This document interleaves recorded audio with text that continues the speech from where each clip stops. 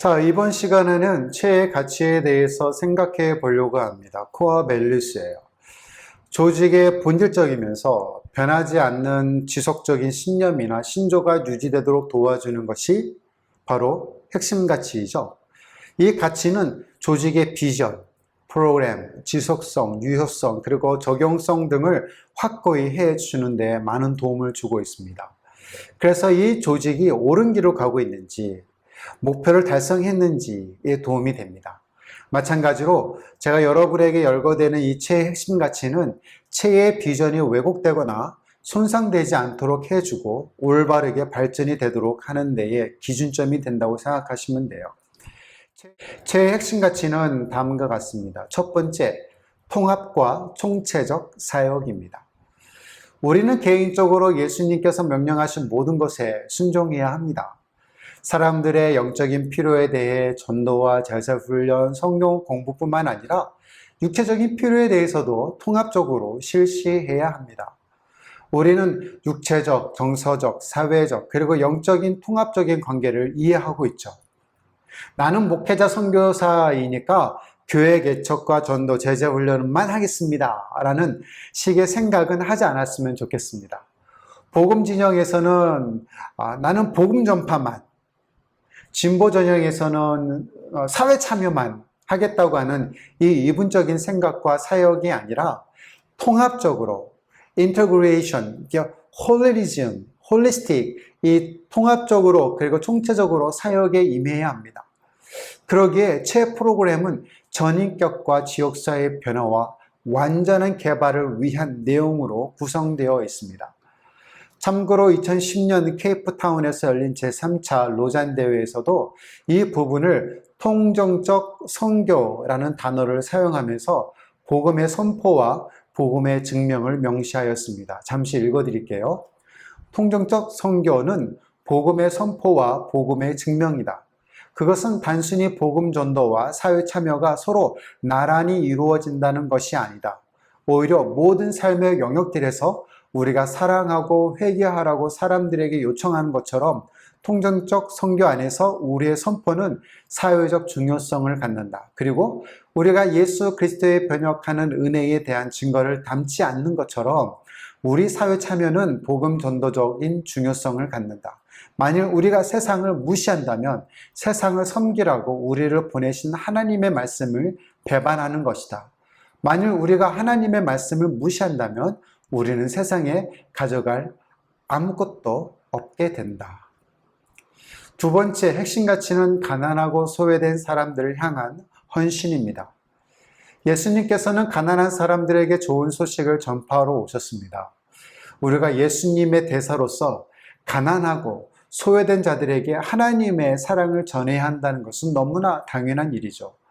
가난과 빈곤 속에 있는 이들에게, 고아와 미혼모가 생활고를 겪고 있는 이들에게, 삶의 터를 잡지 못하고 있는 노숙자들이나 피난민들, 그리고 핍박과 편견 속에 있는 소수자들에게 가야 합니다. 그리고 그들 모두가 하나님의 형상으로 지음받았음을 알려줘야겠죠. 하나님의 눈에는 모두 다 소중하고 사랑스럽다는 것을 그들이 깨닫도록 도와줘야 합니다. 마약 중독자들에게, 소매치기로 허기진 배를 해결하는 길거리 아이들에게도 말이죠. 이들이 배가 고플 때 먹을 것을 주고, 목이 마를 때 마실 것을 주며, 아플 때 돌봐주고, 거처가 없는 이들에게 쉴 수 있는 공간을 제공하는 것. 이것이 비록 소자와 같은 소외되고 가난한 자들에게 행하는 것 같지만 결과적으로 우리는 주님을 위하여 하는 일입니다. 우리는 그들의 가치를 확인시켜야 주고 또 그리스도 안에서 믿음을 통해 하나님의 자녀가 되도록 그들을 불러야 합니다. 그리고 깨짐과 절망으로부터 해방이 되도록 노력해야 합니다. 세 번째 체의 핵심 가치는 구제가 아닌 개발입니다. 체는 빈곤과 질병의 순환을 깨트리는 장기 해결책에 지역 주민들과 함께 노력하며 집중합니다. 우리는 그들이 스스로 할 수 있도록 훈련시키고 가르치고 리더로 권한을 부여합니다. 우리는 단기적 구제보다는 장기적 개발을, 질병 치료보다는 예방에 중점을 둡니다. 무엇을 일방적으로 주는 것은 구제입니다. 반면에 개발은 지식이나 재능 등을 더 나아지도록 이끄는 것이죠. 그들이 이미 갖고 있는 작은 것이라 할지라도 그것을 투자해서 스스로의 문제, 스스로의 필요를 해결하도록 일깨워주고 행동할 수 있도록 도와주는 것이 개발입니다. 개발은 외부인이 가지고 온 외부의 자원으로 지역사회의 삶의 질을 높여주는 것이 아닙니다. 이것은 구제예요. 헷갈려 하시면 안 돼요.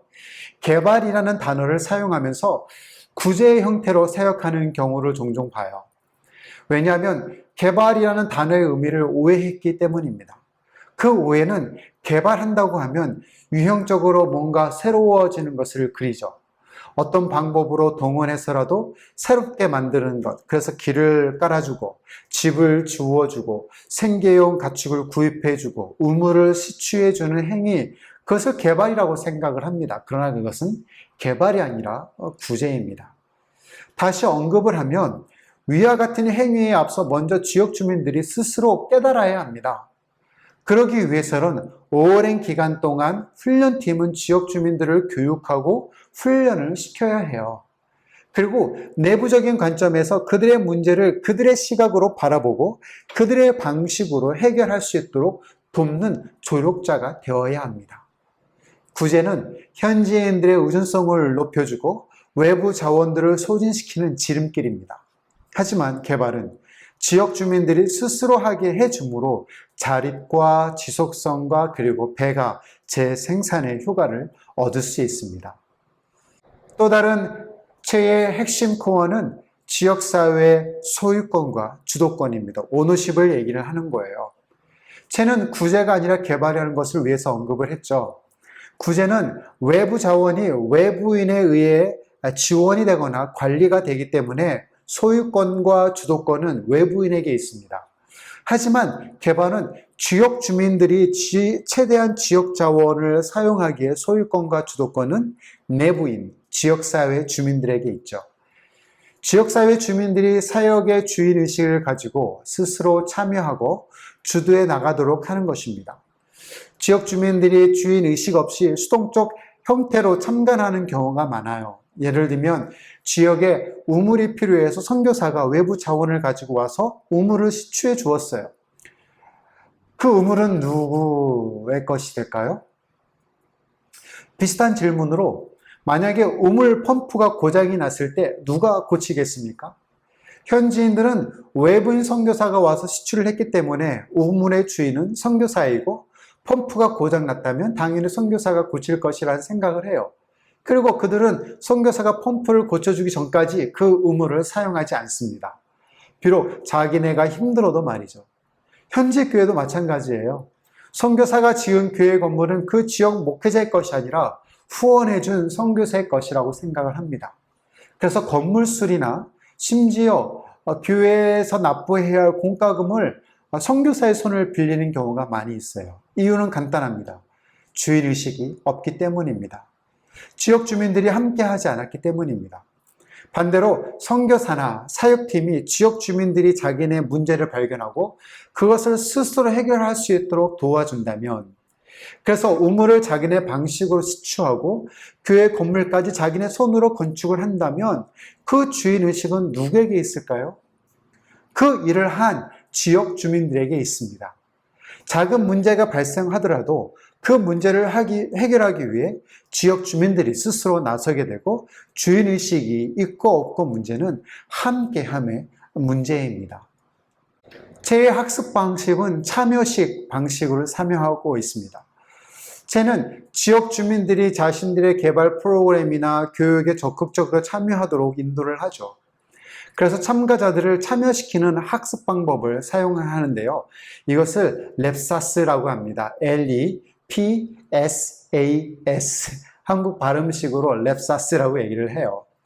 LE, Learner Center입니다. 그래서 학습자 중심, Problem Posting 해서 문제 제기, 자아 발견, Self Discovery, 행동 지향, Action Oriented, 그리고 성령의 인도, Spirit Guidance 해서 LEPSAS, 랩사스라는 이니셜로 우리는 이렇게 얘기를 합니다. 랩사스는 훈련자 중심이 아니에요. 학습자 중심으로 이루어지기 때문에 참여 교육 접근 방법으로 이루어지고 있습니다. 교육이 시작되기 전에 역할극이나 단막극 또는 케이스 스터디와 같은 사례 연구를 통해서 학습자들의 생각을 먼저 유도를 해요.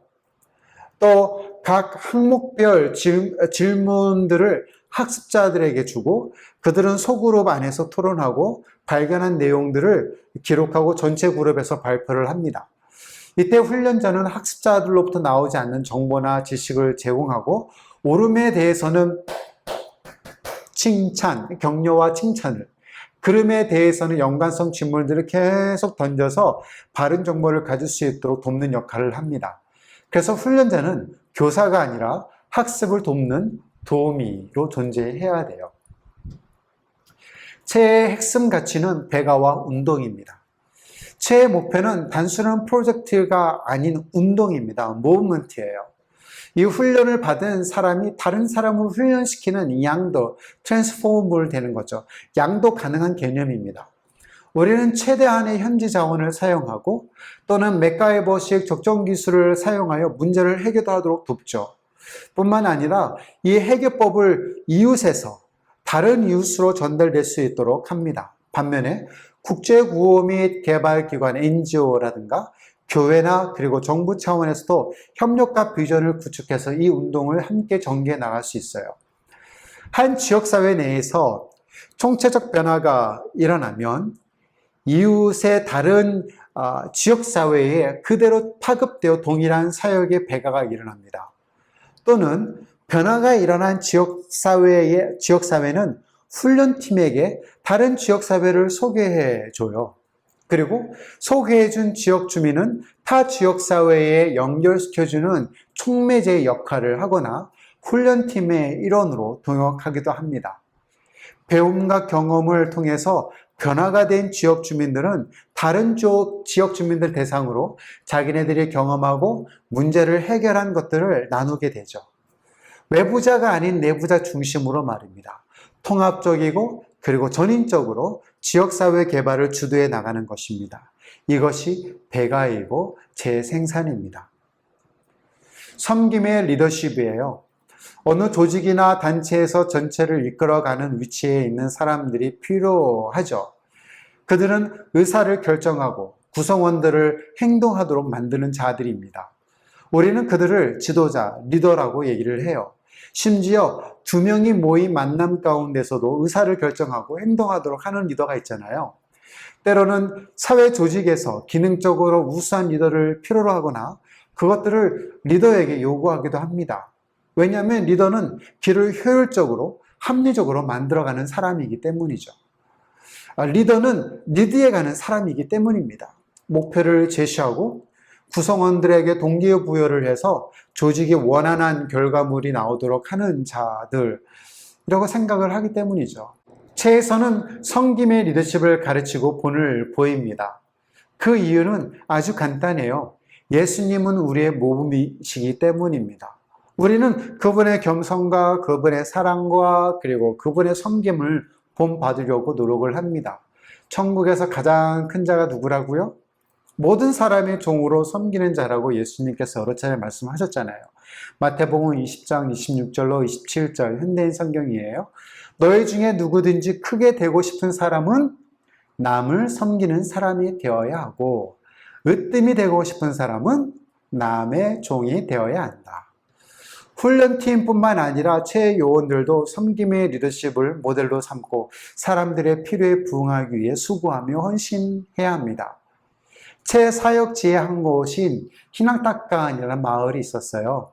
체요원들 중에 동장 그리고 각 조직의 위원장으로 선출이 되어서 마을을 계속적으로 섬겨나가고 있습니다. 상황화입니다. 체가 다루는 모든 훈련과 교육 프로그램은 지역사회의 필요와 요구 그리고 상황에 맞게 활용할 수 있습니다. 중요한 것은 훈련팀이 새로운 대상 지역을 선정했을 때 많은 정보를 습득하고 훈련 팀원들과 함께 많은 토론을 해야 합니다. 성공했던 경험만 가지고는 다른 지역에서 똑같이 성공한다는 보장이 없기 때문이에요. 비토원이라는 마을에서 어린이 개발 프로그램을 1년 동안 가동했었습니다.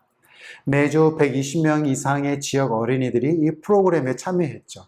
그리고 그들은 교회의 주일학교에 연계가 되었고 크게 부흥을 일으켰습니다. 더불어서 부모님들은 자기 자녀들이 변화된 모습에 궁금하여 매주 토요일 날 교육에 참관하였고 그 중에 최요원으로 자원하신 분들도 계셨어요.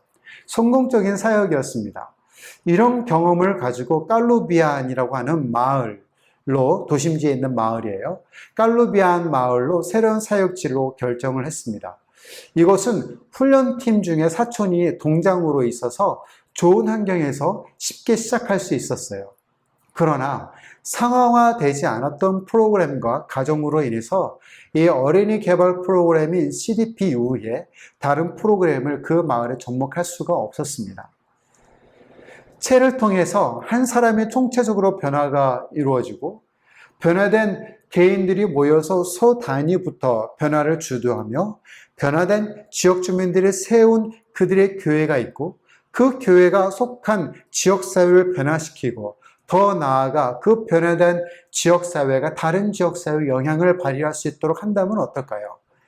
그래서 온 사역지마다, 선교지마다 지역사회와 지역 주민들이 중심이 되어 좋은 건강을 증진시키고 질병을 예방하며 하나님의 말씀이 전파되기를 소망해 봅니다.